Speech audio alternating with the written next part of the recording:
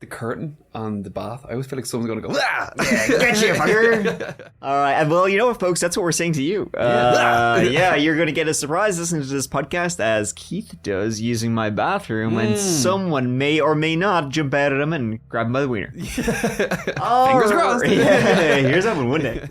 All right, folks, today, thank you for joining us this very day, this most special of days. It's podcast day. It's podcast day, exactly. Today we're talking about a great beer, Allagash. It's a fine, mighty beer, which I always enjoy having a sip. Actually, I wish we were talking about that. Yeah. You know what? I wish I had some. Let's not talk about beer for next hour. I wish I had some Allagash as well. We talked about the Allagash story. I've never had Allagash. It's good. Yeah. Although, Keith, if it's not Guinness, you're not going to drink it. Is it close to Guinness even? No, it's like a white beer. You know, it's good. It's good shit. Like a lager. Sort or like of, an IPA. Sort of, like a Hogarden, kind of like that. You ever had the Hogarden? Yeah, that's the cloudy beer, isn't it? Yeah, it's like it's a cloudy beer. Yeah, pass. Yeah. Okay, so yeah, you suck. I do. I'm the worst at beer. It's like every time we travel somewhere, they have this whole heap of like beautiful beers that we can try, and all these like new, interesting ones, and you're like, yeah, can I have some Guinness? And I'm always disappointed, especially when we're abroad, because it's like never going to taste as good as it does here. No. So you're just setting yourself up for disappointment. Yeah, and then I'll proceed to drink like 7 and be like, that was awful.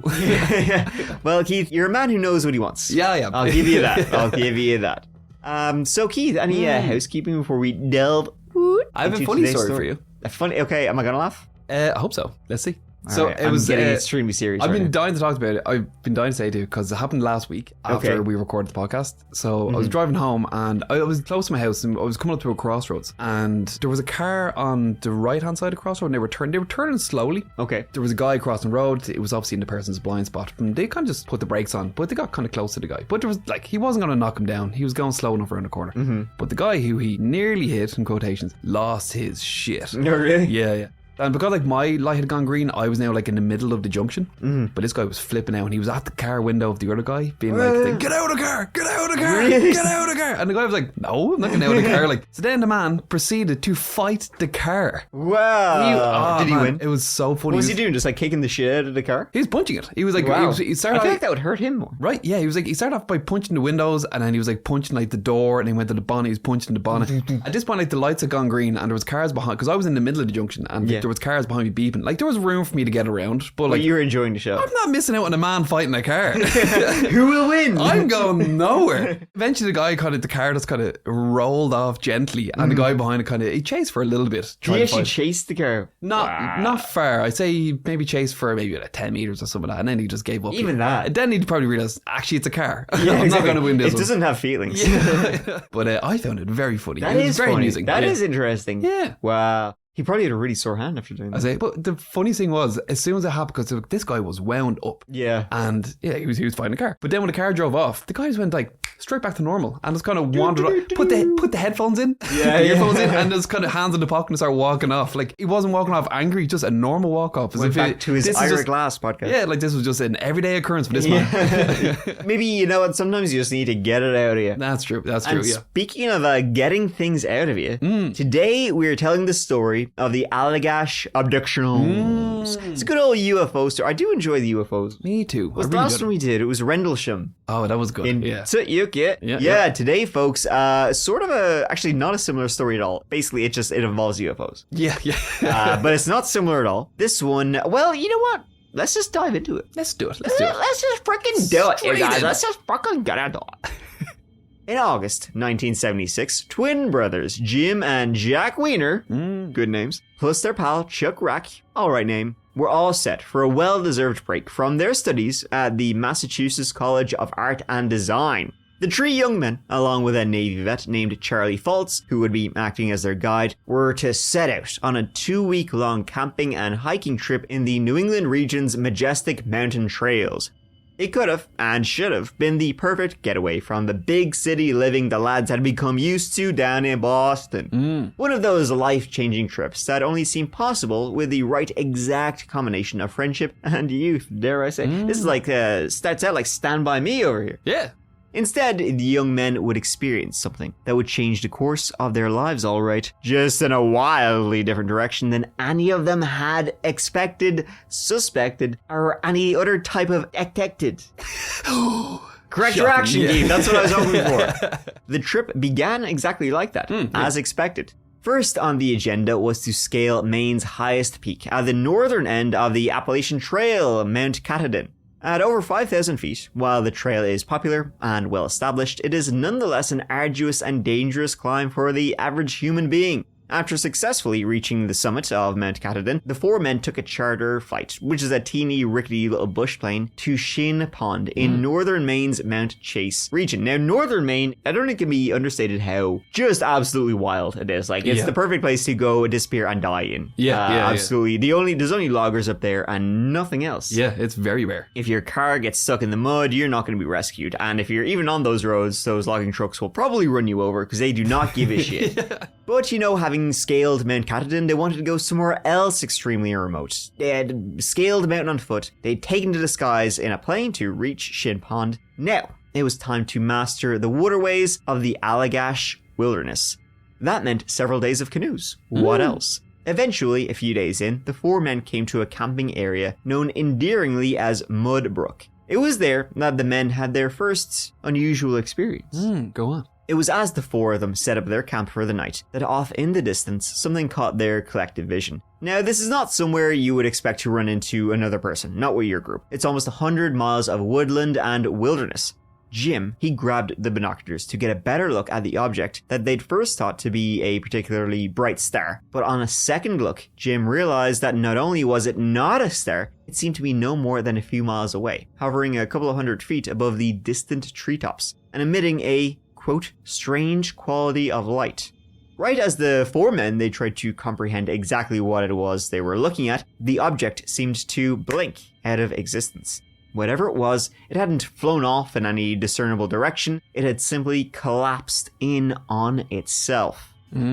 You know, interestingly, they actually weren't the only ones that experienced that light either. At the time, there was actually other campers on the beach, and they also took note of the strange light in the sky. So there were other witnesses. It wasn't just these men making it up. Right. But despite the bizarreness of it all, none of the four men paid too much attention or thought anything else of deciding. As soon as the object had disappeared, they turned their efforts back to, maintaining their camp and planning for the days ahead. 2 days later, that odd sighting had faded far back to the recesses of each man's mind. Chances are that they would have forgotten all about it had they not experienced something far more significant and memorable that evening. Significant, yes. Memorable? Question mark. I see what you did there. Okay. Done, frickin' done, my friend. So by this point, the men had reached Eagle Lake. Each mile had been hard-earned, and after hours spent paddling in their canoes, they were looking forward to a good night's rest. They set up camp for the night at a fairly hard-to-access campsite called Smith Brook.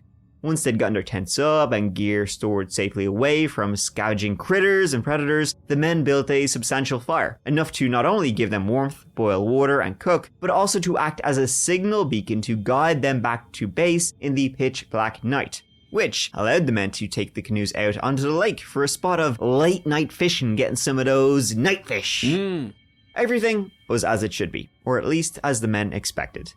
Until, that is, Chuck suddenly found himself experiencing an unusual feeling that he'd felt 1,000 times before, but not something he thought he'd ever feel sitting in a canoe a quarter mile off the coast of Eagle Lake, at one of the area's most remote campsites.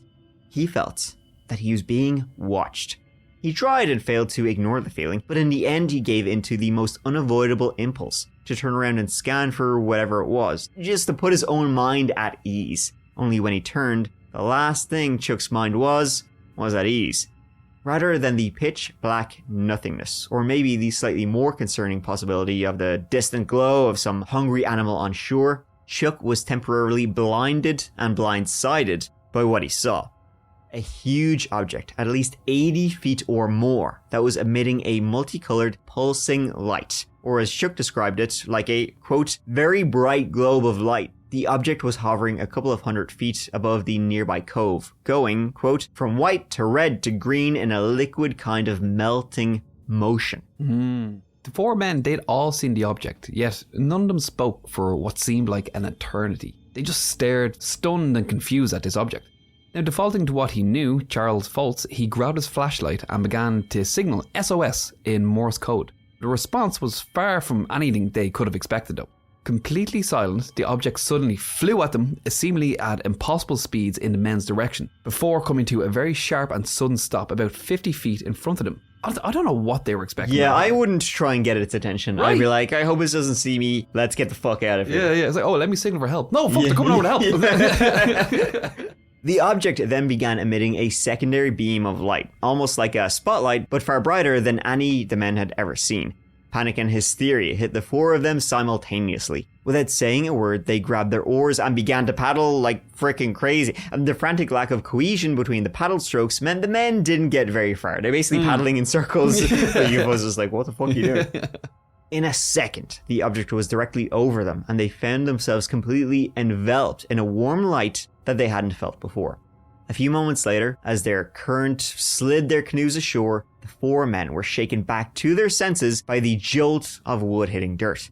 The object was still there with them, only now it was hovering, making a slow bobbing motion less than 100 feet away from them. Suddenly, the object shot across to the opposite side of the lake at the same kind of unthinkable speed the men had witnessed earlier. After pausing over the treetops for a brief moment, the object flew directly upwards, disappearing into the distant night's sky. None of the four could comprehend what they'd just seen. What the shit was that? Their thoughts were patchy, foggy, and broken. Even stranger, all four of them felt physically exhausted, like they'd just run an endurance marathon. The small group wandered almost robotically back to their base, all the while still trying to shake the mist from their heads and fighting against the almost complete lack of energy. When they got back to their base camp, not only did they not feel the reassuring warmth of the fire that they'd been hoping for, they were left even more dumbfounded to realize that the large fire they had left roaring less than half an hour earlier, well, those flames were now nothing more than dying embers and ash. That amount of progress should have been impossible in the time the men were gone. Unless the time the men were gone was a hell of a lot longer than they had thought it was. Charlie would later claim that some of the logs the men had used to build the fire had been, quote, about the diameter of my leg. Almost 10 inches, he guessed. Though his wife said 7.5. Yeah, classic. Wouldn't even give him that. yeah, he's dreaming. It was cold, okay? In spite of everything they'd seen, and they were each fully aware of having experienced something truly bizarre, rather than sitting up, talking it through, or even leaving the area immediately, the four men barely acknowledged one another, never mind the night's events. Without even exchanging pleasantries, each of them retired to their tents and simply dozed off for the night. They later described the overwhelming feeling as just not being in the mood for conversation. You know, they just weren't feeling it. You know what I'm saying? Yeah. Basically, they were feeling a level of tiredness that they couldn't explain, leaving them with no option other than to collapse into their tents and sleeping bags. Okay, so they were clearly abducted. But here's actually something interesting I only learned recently. So UFO sightings actually have their own classification system. So it all started with an astronomer and UFO researcher. His name was J. Allen Hynek. And he laid this out in his 1972 book, The UFO Experience, A Scientific Inquiry. So Hynek, he wanted to give a bit of structure, even like a bit of scientific cred to what people were seeing in the skies. So he came up with 6 categories ranked by how close the encounter supposedly was. Okay, like is in close from the alien? Yeah. Okay. Well, sort of. Like physically close? Yeah, so let me go through it and it'll make sense. No, Keith, I want to guess what it is. Okay.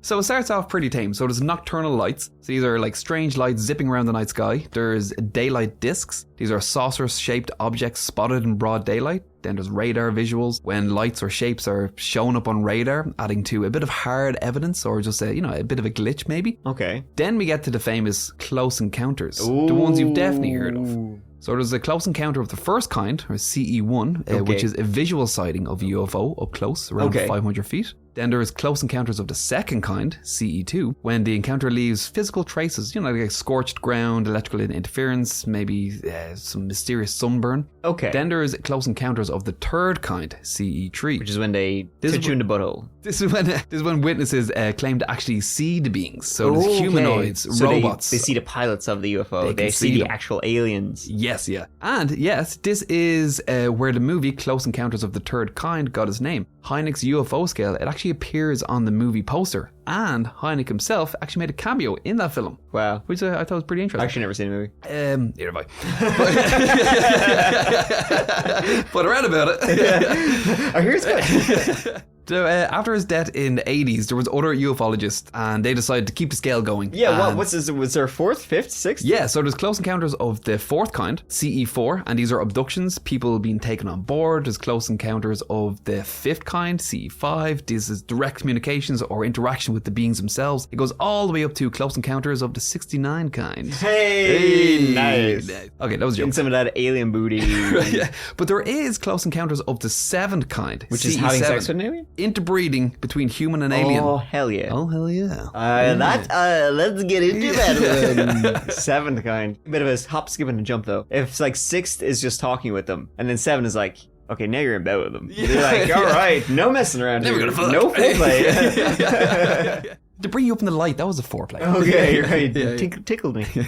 So, back to the Allagash story. Oh, yeah. So, the next men, after whatever close encounter they had, the men, they finally began to discuss their experience, but only briefly amongst each other. Each of them struggled to recall any kind of detail, let alone being able to come up with an explanation for what had actually happened. Later that day, as the men hiked through the woods, they came across a ranger, who they attempted to, explain to what had happened the previous night, only for the ranger to wave away, sure, don't worry about it, big misunderstanding. See, the ranger said the night before, the tiny town of Millinocket had been hosting a grand opening for a new hardware store. There really must be Millinocket buzzing, lads. The event had been complete with a searchlight beckoning local people to come and get themselves some new tools. Wow, downtown Millinocket, what a place to be. They have searchlights for the new hardware store. It was a big event.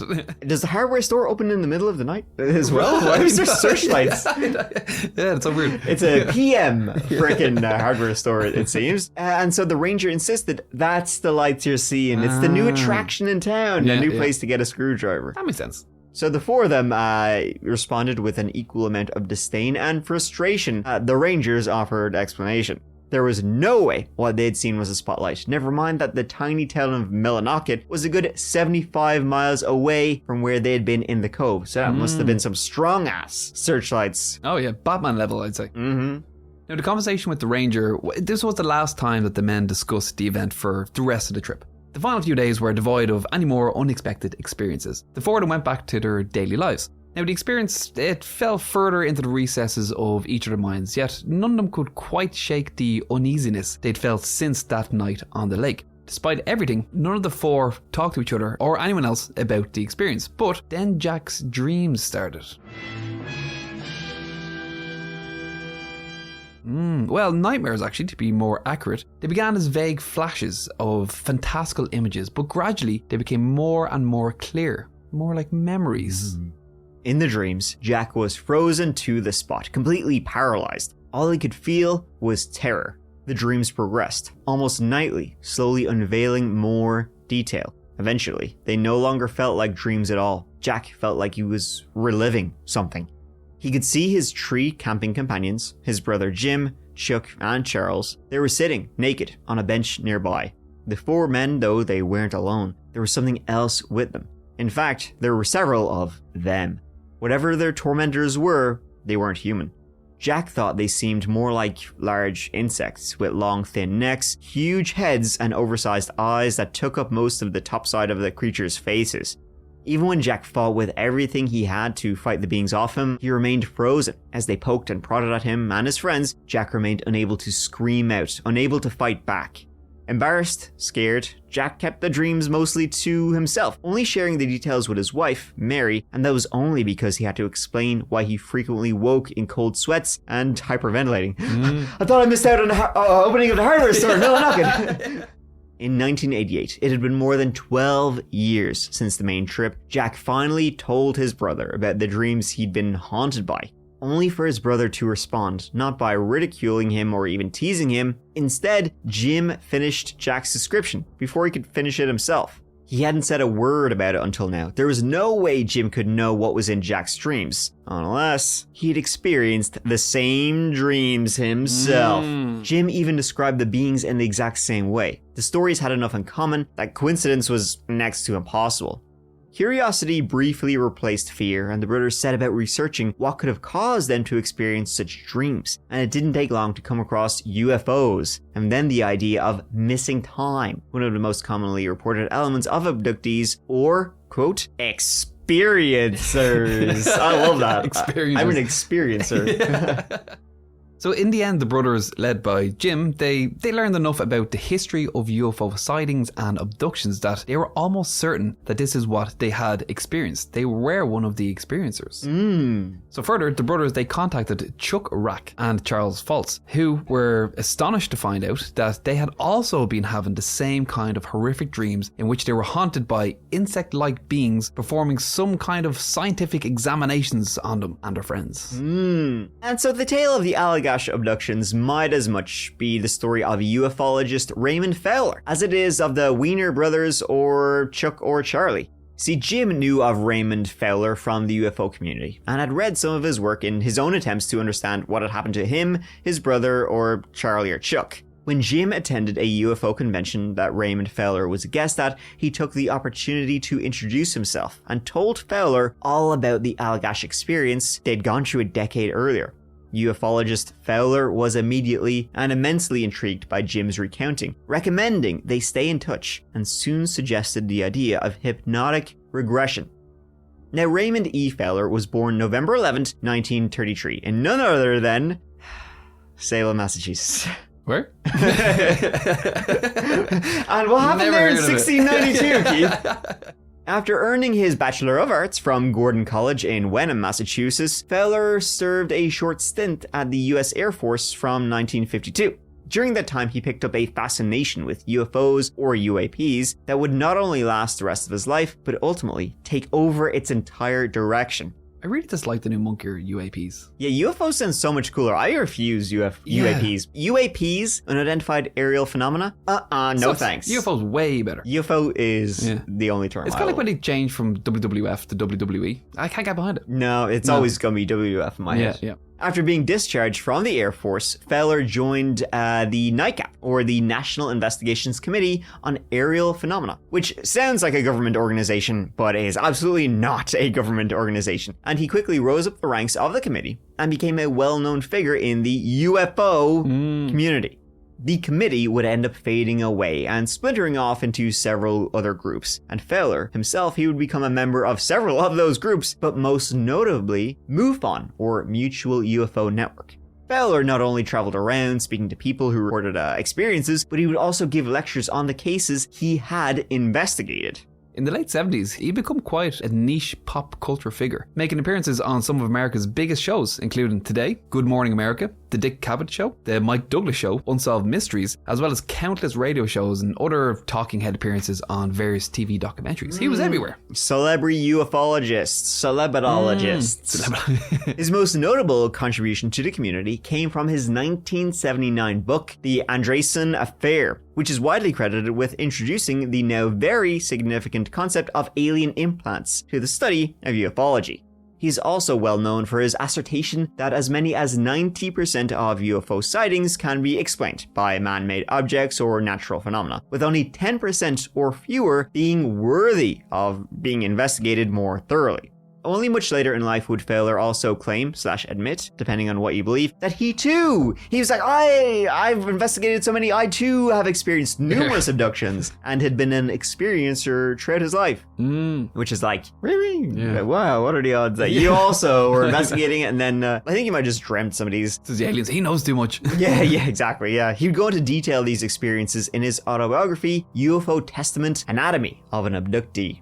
And so he was doing all this, that's Raymond Fowler, and he came to the Allagash boys, Jim, Jack, Chuck, and Charlie, and all about hypnotic regression. That's how we can trick you into believing something good. Maybe. Bullshit. Yeah, exactly, bullshit. The very idea of hypnotic regression comes with huge question marks hanging over it. Many issues hypnotic regression caused in the legal system, let alone its huge pop culture impact. It's in like every movie and every alien thing. But basically, as a quick overview, the idea is that a hypnotist or therapist will render their patient in a relaxed state so they can recall suppressed memories. Some of the more out there practitioners also claim that they will help their clients recall memories of past lives also. But that's a whole nother kettle of shit.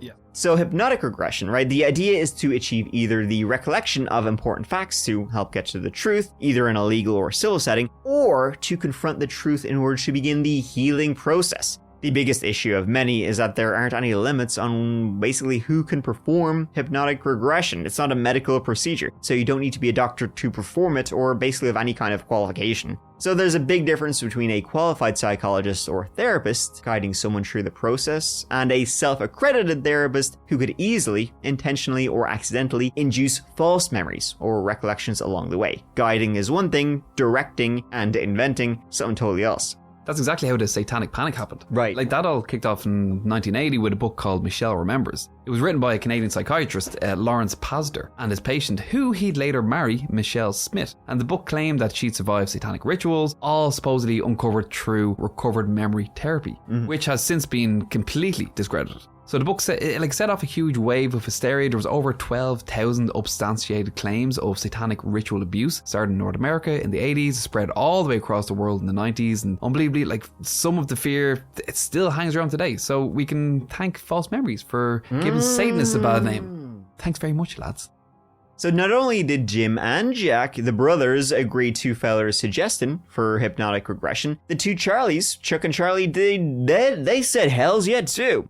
Along with Fowler, the four men underwent therapy sessions with a man named Tony Constantino. Ding! Not a doctor. The incredibly vivid and passionate, well, there he is, a gator up to 7 kind of passionate recounting of the men's interactions with the craft in the resulting recording sessions would be a big reason why the Allagash abductions would end up gaining national and eventually international notoriety. The big red flag here is it was one doctor for the four people, so he could just like implant the same memory into all of them. Right. Like if they all got separate regression memory, whatever. Yeah. And they all came to the same conclusion. Maybe, you know. But. Yeah. So rather than the moments the men had felt passed by during this encounter, each of them said now it felt like it was actually close to 2 hours, which would explain why the fire burnt down. All four of the men described a very similar account of what happened to them in that period of lost time. All four of them described how they were taken somehow aboard a craft of some kind and being trapped in a tube-like structure. Though it was dark, they were able to make out particles catching rays of light from somewhere, like dust, on a sunny day. Wherever they were, it was huge, with seemingly endless amounts of hallways and corridors. The rooms they were in were filled with strange machines they didn't recognize, along with several long metal tables, like medical examination or autopsy tables. Here's a quote from Charlie Fultz, right? It's like a doctor's office. I get that. It's cold, like a doctor's office is cold. They put the panel over your chest. Then they scrape your arms and your chest, your legs and thighs. We shouldn't be here. I just kept thinking, I want to be back in the canoe. Okay. They went on to explain how they struggled to free themselves but remained completely paralyzed. When Jim caught sight of their captors, he became audibly filled with fear. He described them as being thin, almost spider-like.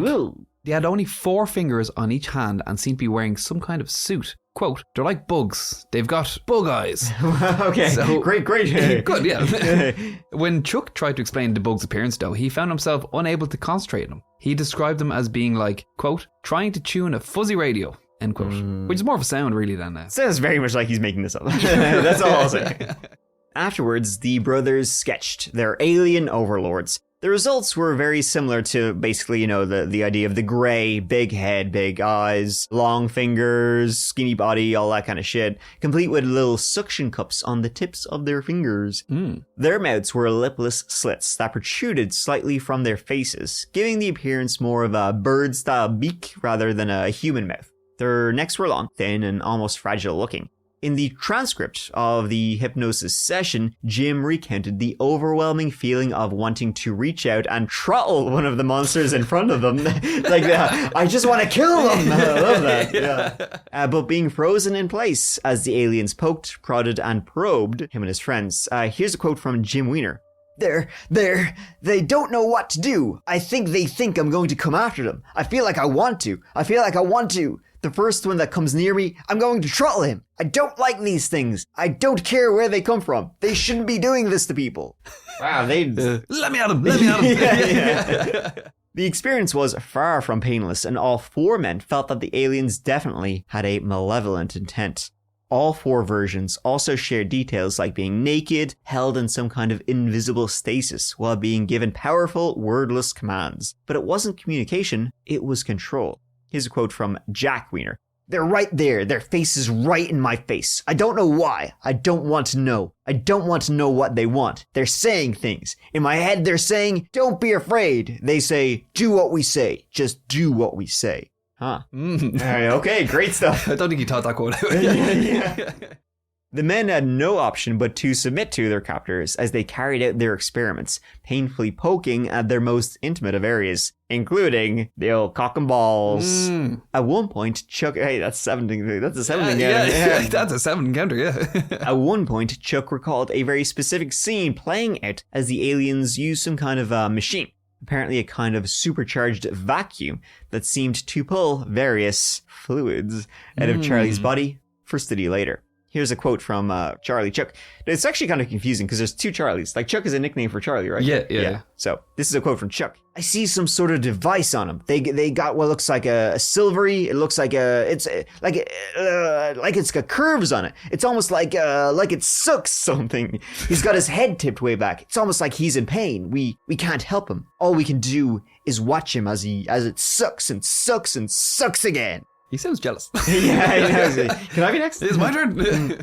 So none of them were aware of the passage of time during the ordeal. It could have been days or seconds. It was only due to the fire burning down that they'd later been able to estimate that it could have been around 2 hours. Chuck will recall some vague details, more feelings than memories, about being pulled downwards from the portal light. Suddenly, he was back in the canoe with his friends. The canoes, they returned to the shoreline, despite none of them paddling, and a distinct lack of wind, as though the liquid fireball had pushed them telepathically, just as they had been manipulated by the aliens aboard the ship.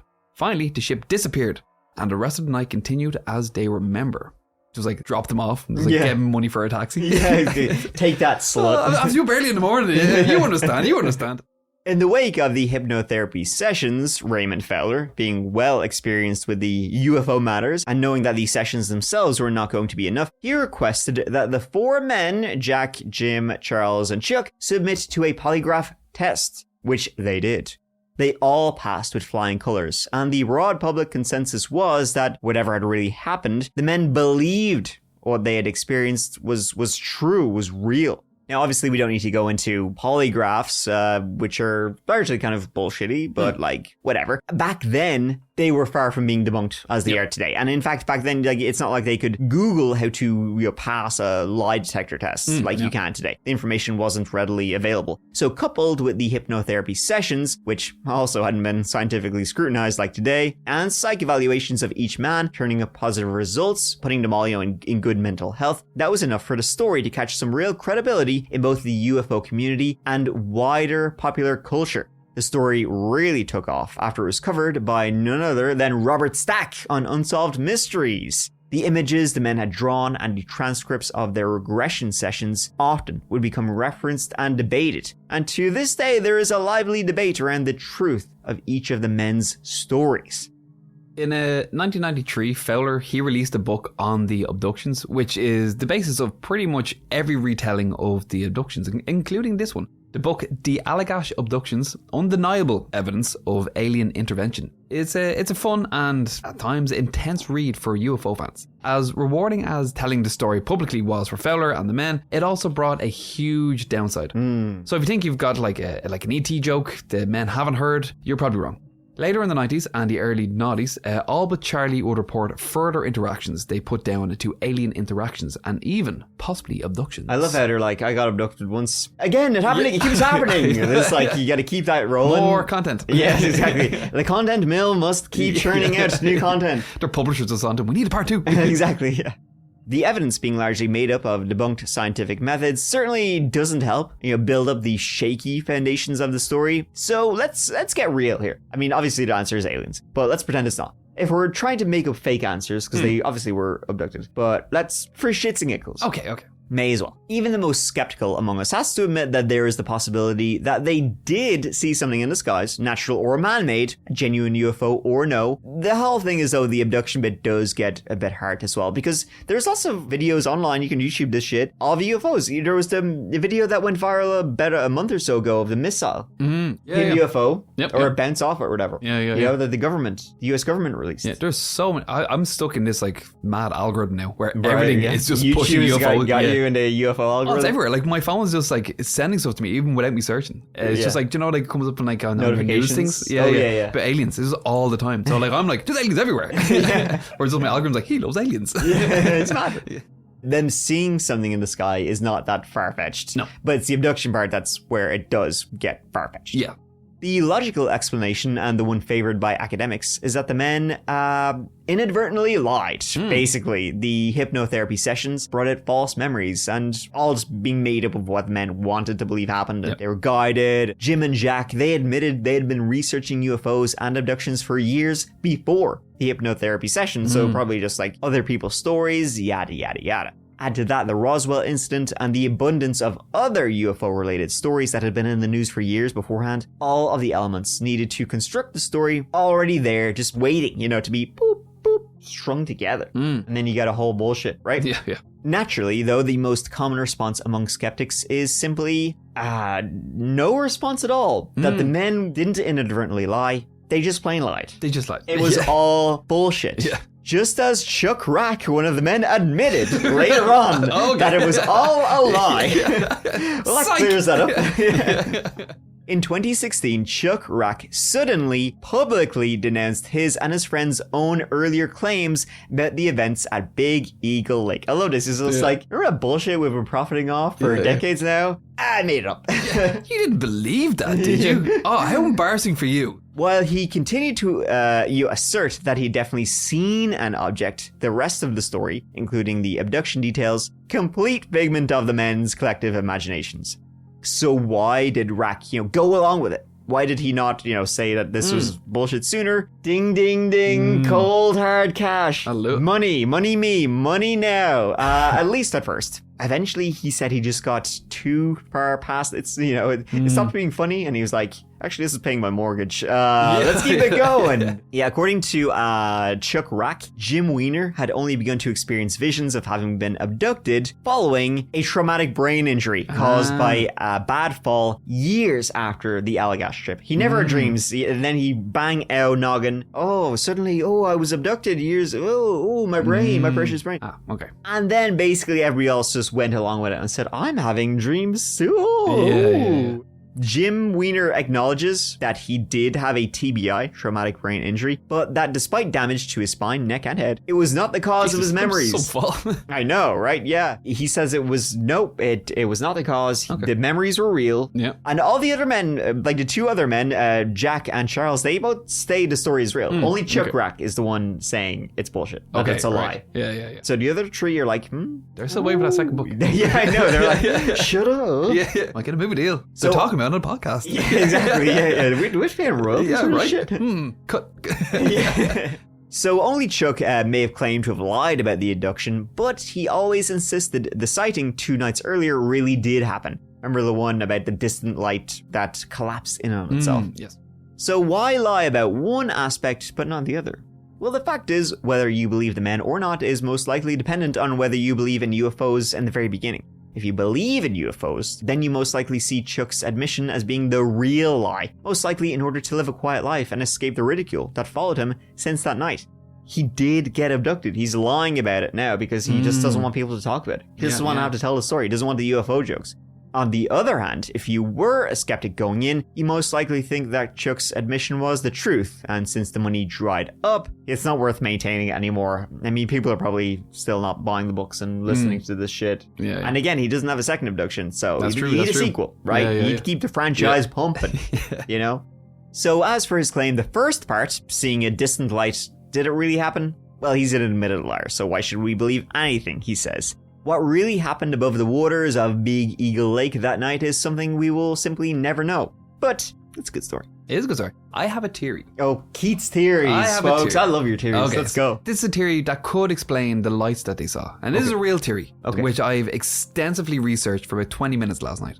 So, Maine has a significant number of individual peatland bogs. Okay, some of which are pretty close to Eagle Lake.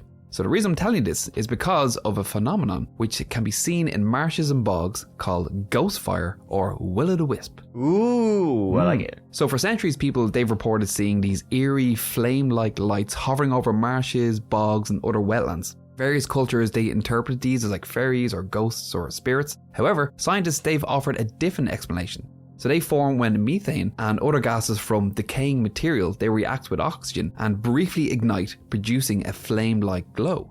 So perhaps the lights that the men saw was simply just some ignited methane. Very possible. Now, speaking of methane, what if... Now go with me here. Okay. Oh, God, I'm locked in. What if the cause of the missing time was caused by methane ebullition? Okay, so again, this is a well-documented phenomenon in peatland bogs and shallow lakes. So it's basically when methane gas that's been building up underwater or mud in a swamp, bog, or a lake. Oh, they were on a lake. They were on a lake in the canoe.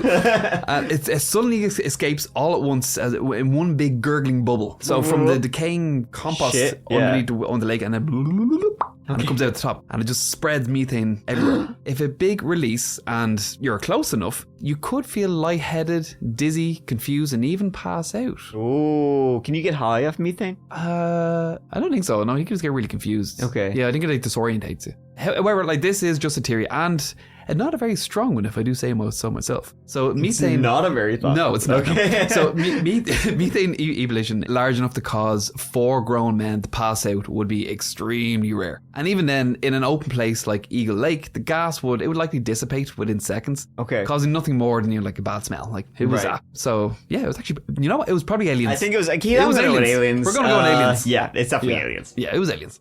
Another alien story for the books, folks. Alrighty then. I think the next episode... I'm trying to think when this comes out. We're probably going to be talking about some murder stuff anyway, so... Yeah. We'll be back at it. We'll be back at it. Serial killers and murder. Are all bread and butter. Our go-to. But until then, folks, thank you so much for listening, and we'll see you next time. And I'll see you. Alright, thanks for tuning in. Bye!